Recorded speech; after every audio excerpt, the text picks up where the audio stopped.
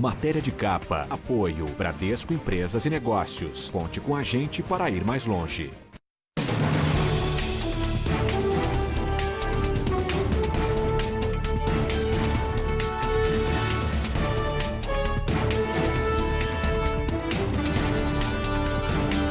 Olá!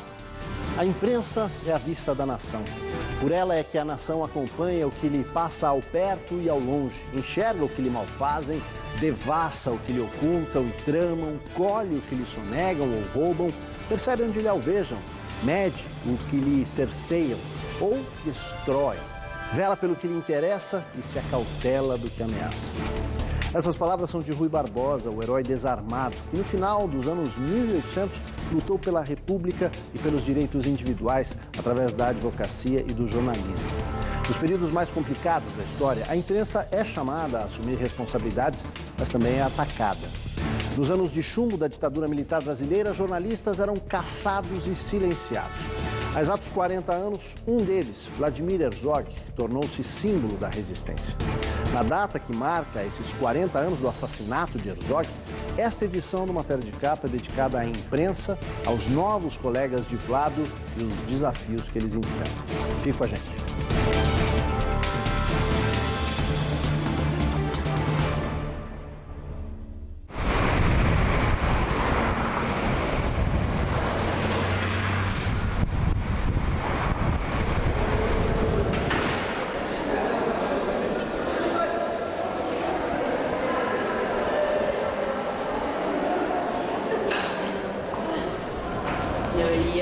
Novas questões reais que estavam acontecendo e barrava muita pressão que ia para ele, sendo da TV Cultura, que era uma TV do Estado, ainda é, né? Mas que na época era mais complicado ainda, né? E ainda que hajam temas que sejam difíceis de falar, é uma coisa que a gente também concordou que o Vlado fazia mesmo assim, sabe? Fazia com consciência. Então acho que isso é uma coisa que nos faz estar aqui debatendo e ao mesmo tempo nos faz querer continuar, levar para frente isso. Você chega aqui, Centro Acadêmico Vladimir Herzog, ele foi silenciado de uma forma absolutamente brutal, a forma mais brutal que você tem que silenciar alguém, que é tirar a vida dela. E sendo que ele não foi o primeiro jornalista a ser assassinado na ditadura, não foi o último, foi o mais emblemático por N motivos que combinaram de tornar ele um mártir. Só que a gente não, os jornalistas não pararam de morrer. Eu por mim já tinha ido embora há muito tempo. A gente quando ganha muito, às vezes passa 2 dias, 3, fica mais só tomando café. No outro dia o cara ganha muito, tem que comer, não é mesmo? Uma comida tem que alimentar. O cinema, para Vlado, era a forma de escancarar o Brasil invisível dos que não apareciam na TV. Até que ele mesmo levou o cinema de João Batista de Andrade para o telejornalismo. A imprensa nacional, eu considero uma das melhores do mundo. Haja visto que muitos jornais do Brasil são considerados, em toda a parte do mundo, como um dos 10 melhores jornais que existem no mundo. Diretor de jornalismo na TV Cultura, Vlado abriu microfone e lentes ao povo. Quem pilotaria a máquina seria um antigo colega da Faculdade de Filosofia da USP. Ainda no centro acadêmico, Andrade já tinha propostas e perguntas ousadas. O grupo Life financiou a TV Globo no intuito de assambarcar as imprensas e as televisões no Brasil. O telejornal Hora da Notícia trazia a contextualização dos fatos e abria câmeras e microfones para a população. O INPS vai ser transformado em Ministério de Previdência Social. Você acha que vai melhorar com isso? Eu penso que sim, né? Deve viver para melhorar, né? Porque do jeito que está, é duro do jeito que vai indo, né? Eu acho que vai melhorar, porque mais pior que nós temos, não pode estar esperando melhora, né? Nemércio Nogueira era um dos apresentadores do programa. Hoje, diretor do Instituto Vladimir Herzog, relembra aqueles tempos. E o programa tinha muita personalidade jornalística. Porque ele não era um programa de notícias curtas de aconteceu tal coisa. A gente procurava sempre contextualizar um pouco a notícia. explicando um pouco de por que aquilo aconteceu, de quais são as possíveis consequências, etc. O que tinha em volta daquele fato.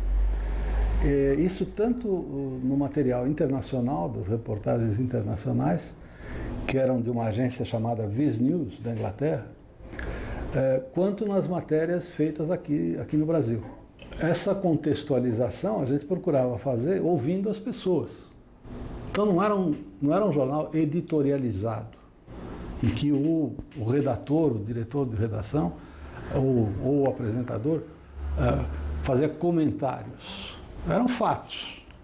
E fatos ilustrados por falas e comentários de pessoas do povo. Então era isso que a gente procurava fazer. Não só porque era por causa da ditadura, censura, etc., a gente não podia fazer muito comentário, não só por isso, mas também porque a gente acreditava que isto era um melhor jornalismo. A temática das reportagens feitas em filme incomodaram. No plenário da Assembleia Legislativa, os deputados Vadir Elu e José Maria Marim pediram a intervenção na TV pública do Estado de São Paulo. Nós temos lido semanalmente em coluna 1 de Cláudio Marques a denúncia da comunização do Canal 2, da infiltração dos elementos subversivos, dos elementos de esquerda no Canal 2, com a complacência do senhor secretário de Cultura, Dr. José Mindley, com a complacência do próprio governo. E nós, da Arena, desta tribuna, queremos externar o nosso protesto. Eu quero daqui, neste ligeiro à parte, fazer um apelo ao senhor governador. Ou o jornalista está errado, ou então o jornalista está certo. O que não pode perdurar, nobre deputado, é esta omissão, tanto por parte do senhor secretário da Cultura do Estado, como também do senhor governador. É preciso, mais do que nunca, uma providência, a fim de que a tranquilidade volte a reinar, não só nesta casa, mas principalmente nos lares paulistanos. Eu acho que foi uma desculpa para pessoas que queriam agradar o governo, os militares de plantão, usaram isso para agradar o governo. Isso é o que eu acho, é a minha opinião. Porque era uma coisa muito pequena para ser tão, de repente, um motivo de discursos na Assembleia Legislativa, né? E de notinhas venenosas em coluna de jornal de uma pessoa chamada Cláudio Marques. Depois dos discursos, agentes do Estado foram à TV Cultura em busca do diretor de jornalismo. Vladimir Herzog era uma pessoa muito estimada, uma pessoa do iluminismo judaico, tolerante, compreensiva, um formador de quadros. Ele era mais conhecido como um jornalista dos jornalistas do que para o público externo, apesar de ele ter assinado matérias memoráveis na Visão, antes de ir para a TV Cultura. Então, aquele início de reação contra o medo, que era um medo, todo mundo tinha medo, e a experiência dos jornalistas era trágica. Em qualquer cobertura onde houvesse uma autoridade, principalmente o presidente da República, os jornalistas eram confinados no chiqueirinho. Chiqueirinho é aquele espaço que o jornalista não poderia sair dali. E todos os jornalistas que quebraram essa regra foram hostilizados ou mesmo espancados. No dia 25 de outubro de 1975, Herzog se despediu da esposa Clarice e dos filhos. Decidiram apresentar-se na sede do 2º Exército. Horas antes, homens da Operação Bandeirantes já o procuravam na sede da TV Cultura. O que esperava ser uma prestação de esclarecimentos se transformou num ritual de tortura que só terminou com sua morte. O jornalista tem sede de notícia. Passa a vida à procura de uma informação que, publicada, torne realidade o ideal que o levou à vocação, a ideia de que é possível mudar o mundo. Dos tantos fatos que noticiou, Herzog mudou o curso dos acontecimentos com ele mesmo, feito notícia.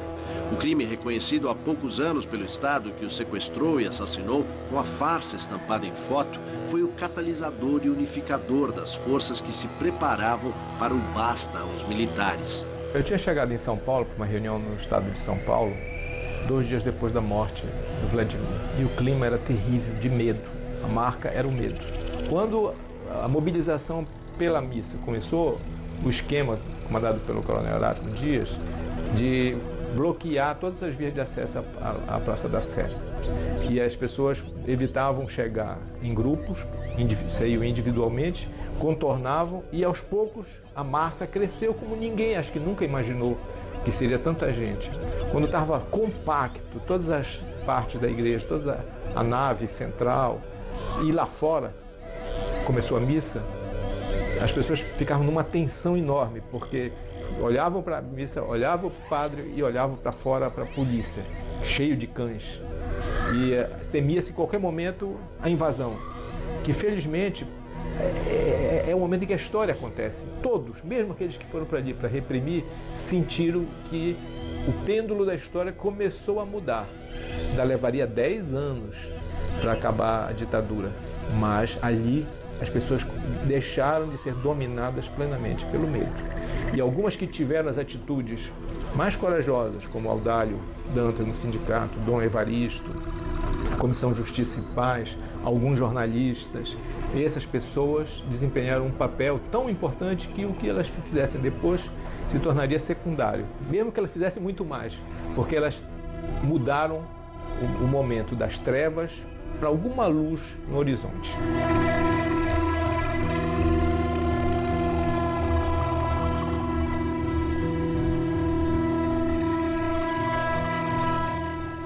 O assassinato de Vladimir Herzog é parte de uma história que o país custa passar a limpo.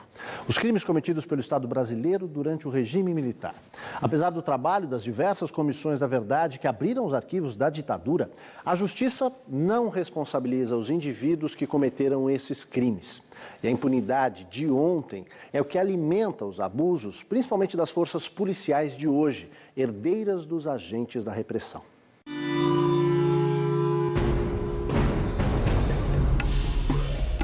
No começo dos anos 1960, o Brasil vivia uma instabilidade política. Era o governo de João Goulart. Com o aumento do custo de vida, greves e manifestações sociais se espalhavam. A esquerda avançava e o apoio aos militares surgia como alternativa para parte da classe média que temia o socialismo. No primeiro dia de abril de 1964, um golpe militar derrubou Jango. No Brasil vinha nascer a ditadura. O regime, que durou 21 anos, foi caracterizado pela cassação dos direitos políticos e de expressão de todos aqueles que fossem contrários ao sistema. A imprensa e os artistas foram censurados. O enfrentamento militar era constante. Em 1968, o ato institucional número 5 fechou o Congresso e garantiu poderes extraordinários ao presidente da República. As garantias constitucionais foram suspensas. Era o início do período mais repressivo da ditadura, os anos de chumbo. Na economia, a prosperidade aparente do chamado milagre econômico, na verdade, aumentou a concentração de renda no país e o endividamento externo. Até a seleção tricampeã do mundo na Copa de 1970 foi usada pelo ufanismo do regime. Os anos da abertura política, na virada da década, começam com a revogação do AI-5, em 1978. Um ano depois, a lei da anistia põe fim ao cárcere dos presos políticos. Os exilados voltam ao país. A pressão popular pelo fim da ditadura aumenta e ganha as ruas nos comícios pelas diretas em 1984.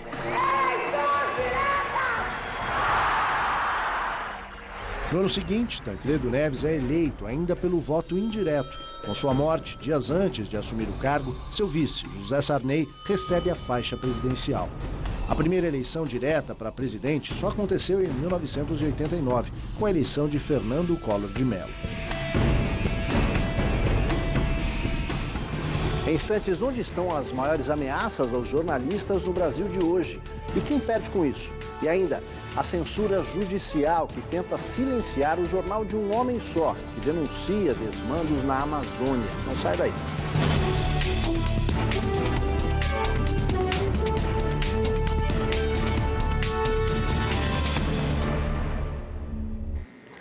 "40 anos depois, o país mudou. Não há mais um poder opressor que ameace a liberdade de imprensa. Será? Como os jornalistas entendem isso? Claro, não temos o Estado como censor, mas será que a liberdade é plena?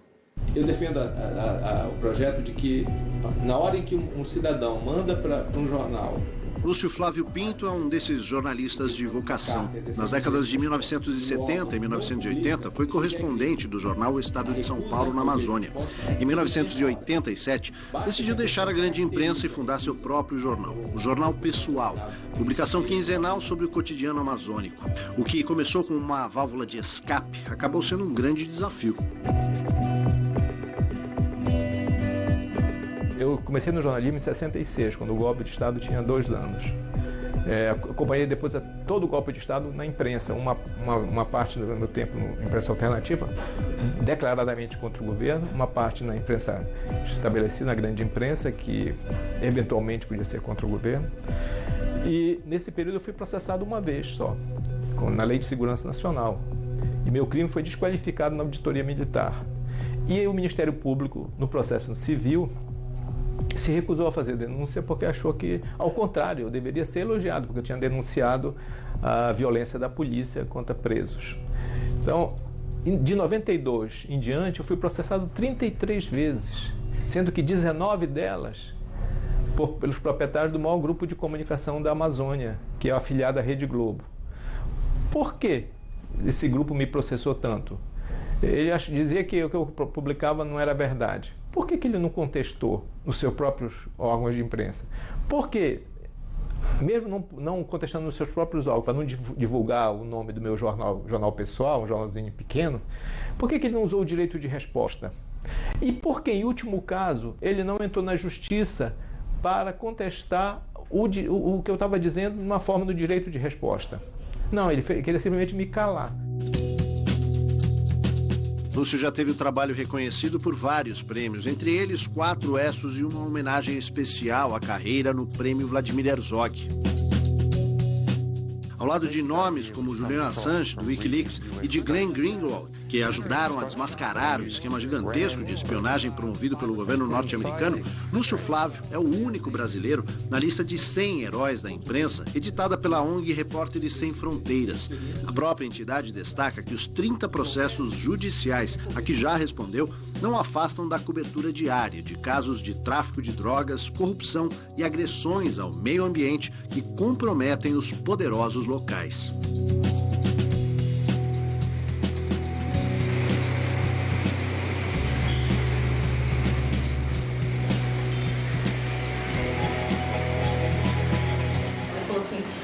Não vá para Belém, vá para Manaus. Aí eu falei assim, por que não vou para Belém? Ele falou assim, porque ele tem um restaurante que é mais ou menos central, e ele falou que mais de uma vez as pessoas, jornalistas estão almoçando, jornalistas dos maiores jornais de lá, e entra alguém com a arma, porque ele escreveu um texto sobre o dono de tal fazenda. E entra alguém com a arma, porque ele escreveu uma coisa assim. E ele falou assim, para Belém você não vai. Tenho bastante medo de tratar de temas pesados, você sempre pensa 2 vezes, 3 vezes antes. E acho que o que a gente mais acaba pensando, e eu me encontro muito com o que você falou, é tipo, na precaução, sabe? Você não vai deixar de fazer porque você acredita naquilo e você quer fazer aquilo e você acha que vai dar certo, mas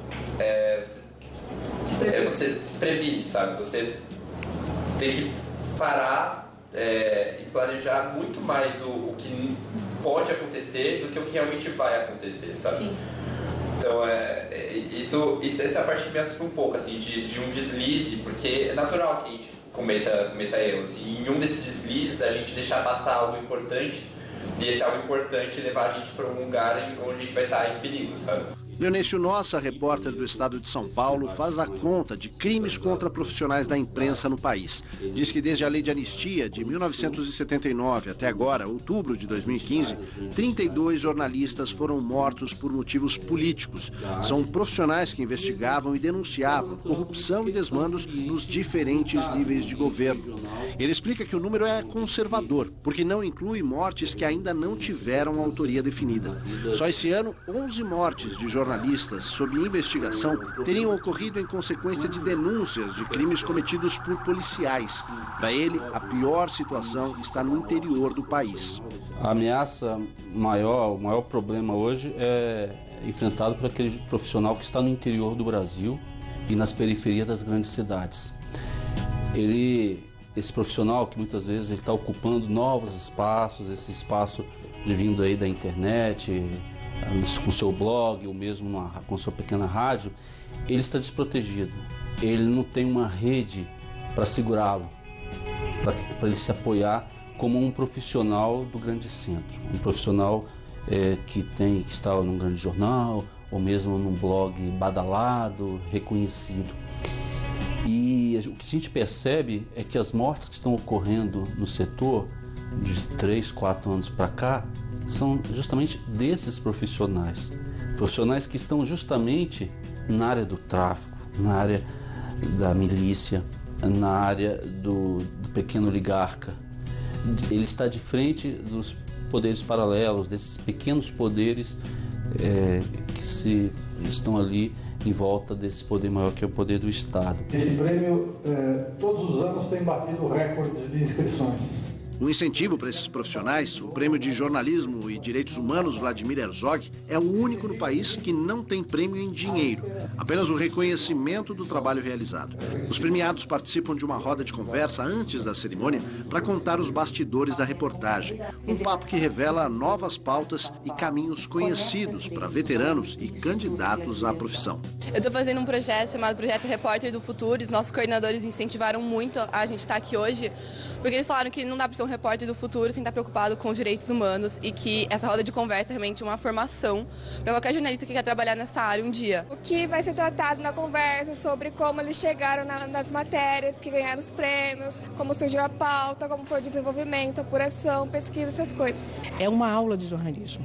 Os estudantes que estão assistindo e os jornalistas que estão na profissão, eles vão ter a certeza de que eles vão estar em contato com jornalistas que se dedicaram a um assunto muito específico, fizeram uma reportagem de fôlego e estão apresentando aqui o que há de melhor. É uma aula de jornalismo, imperdível.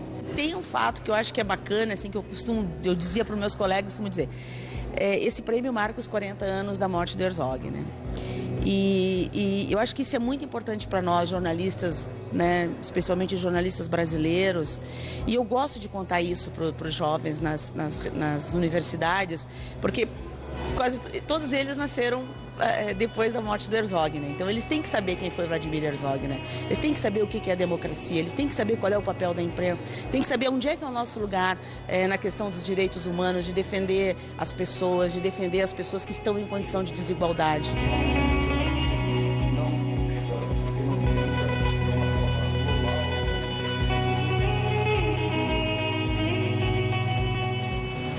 No próximo bloco, o que é preciso para que as novas gerações de jornalistas sejam protegidas no exercício da profissão? A gente volta já.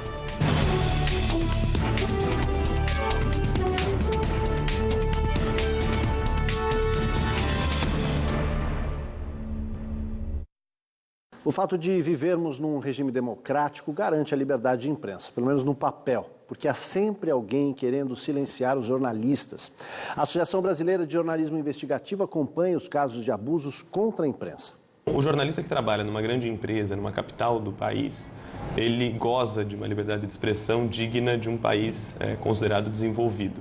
Então o mito da Belíndia se repete aqui no caso dos jornalistas. Você tem, por outro lado, o repórter independente, o freelancer, o blogueiro, que trabalha no interior, numa cidade muito pequena, onde ele está sujeito a pressões políticas, pressões policiais, pressões econômicas muito grandes, e frequentemente ele cai vítima dessas pressões, seja uma asfixia econômica, seja uma ameaça que o faz abandonar certa cobertura, seja mesmo uma agressão física ou um assassinato. O Herzog foi assassinado por forças do Estado. E hoje, o que a gente vê é que, em muitos casos, são ou políticos ou policiais os responsáveis pelas ameaças e pelas mortes de jornalistas. E isso é repetir um padrão que, infelizmente, é o que vem acontecendo no Brasil, da ditadura militar.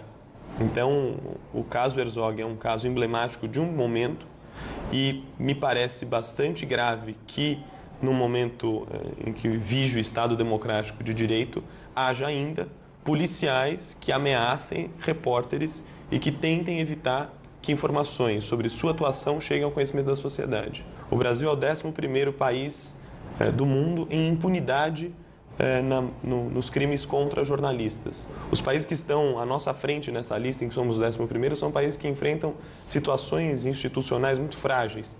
Então é muito impressionante que o Brasil seja uma grande democracia e que esteja aí nessa lista também junto com outras duas grandes democracias, a Rússia e o México.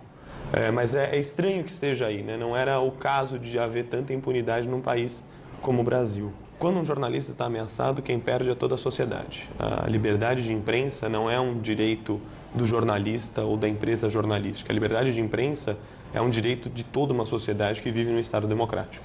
E é um dos pilares desse Estado democrático. Começamos o programa de hoje com alunos de jornalismo e terminamos com eles. A proteção dos jornalistas é a proteção da democracia.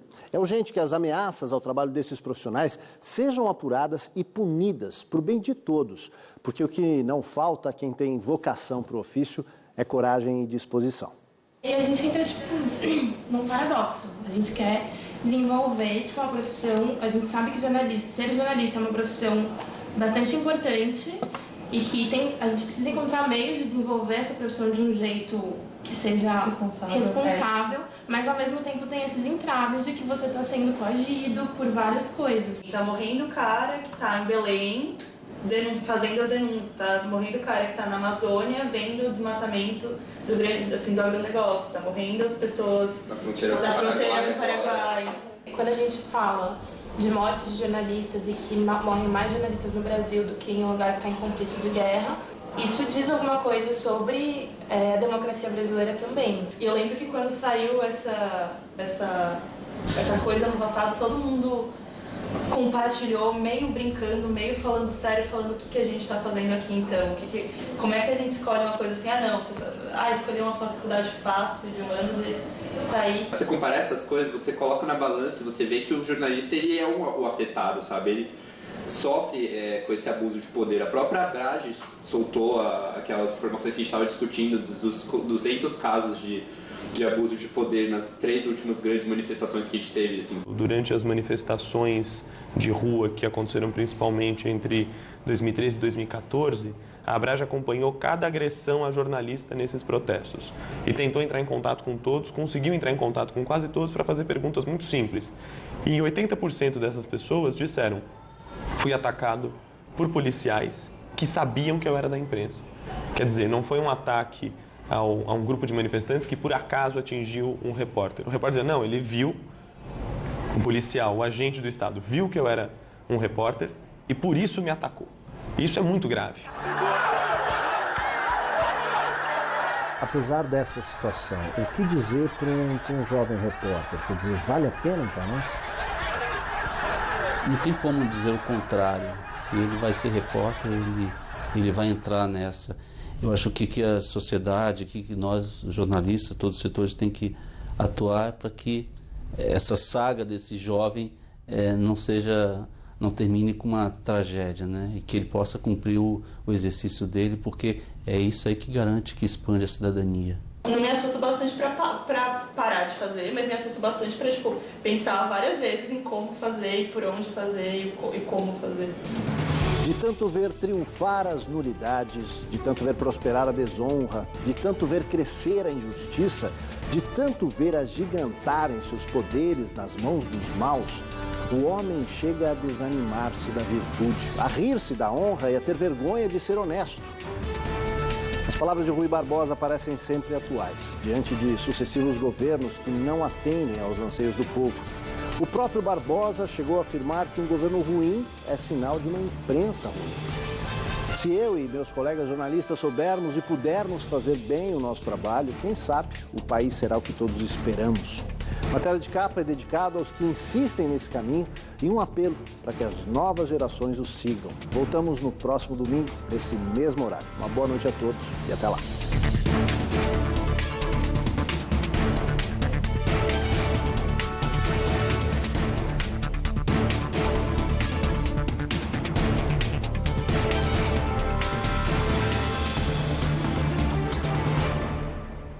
Matéria de Capa. Apoio Bradesco Empresas e Negócios. Conte com a gente para ir mais longe.